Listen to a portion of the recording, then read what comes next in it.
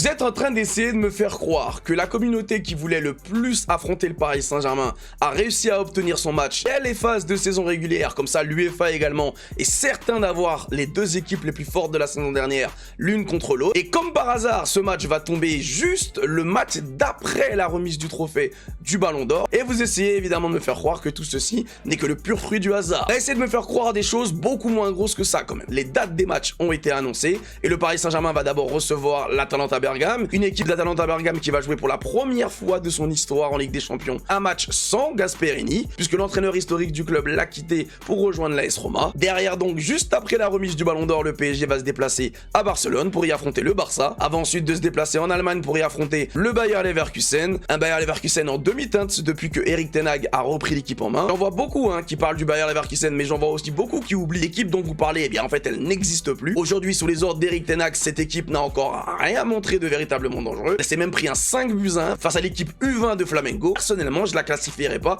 comme une équipe dangereuse cette saison. Juste derrière, on reçoit le Bayern Munich. Évidemment, gros match. On l'a vu la saison dernière. On les a affrontés 2 fois, une défaite pour une victoire. Même dans le match qu'on a gagné, ça a été un match très compliqué, à 9 contre 11. C'est justement dans les matchs comme ça que le PSG de la saison dernière a montré de quoi il était fait. Ensuite, il y a la réception de Tottenham, une équipe qu'on a battue il y a un mois en étant complètement à court de jambes. Le déplacement à Son Mamés, puis celui au Sporting. Et enfin, la réception de Newcastle. Je vais être très clair, je ne vois absolument pas le PSG perdre le moindre match après le match face au Bayern Munich. Donc que ce soit Tottenham, Bilbao, Sporting ou Newcastle de cette saison, je ne vois pas le PSG perdre contre ces équipes. Je vois également même le PSG gagner entre les deux matchs face au Barça. Et donc de façon logique, cette saison, je vois le PSG se qualifier directement pour les huitièmes de finale, en se classant dans les 8 premiers. Maintenant évidemment, ce qui va faire la différence, ça va être la fraîcheur physique avec laquelle les joueurs du PSG vont jouer ces matchs. Depuis le début de cette saison, je vous dis que je vois le PSG commencer à avoir un niveau physique intéressant à partir de la mi-septembre. Le premier match se joue le 17 septembre.